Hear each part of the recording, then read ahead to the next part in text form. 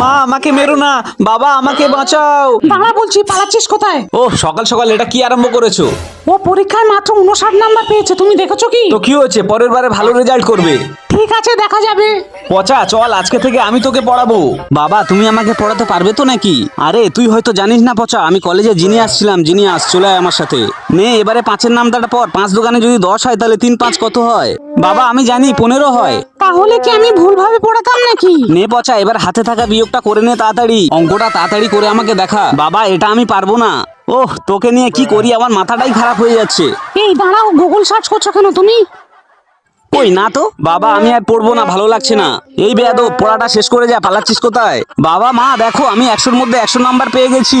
আরে কই দেখি, ওয়াও সত্যি তো তাই। বাবা তুমি বলেছিলে না আমাকে আর মাকে ভালো একটা খাবার খাওয়াবে? হেই কি সব উল্টোপাল্টা কথা বলছিস? আমার কাছে টাকা কোথায়? বাবা আমি জানি তুমি টাকা কোথায় লুকিয়ে রাখো। কই দেখি, হারামজাদা তোকে আজকে মেরেই ফেলবো, চল আমার সাথে।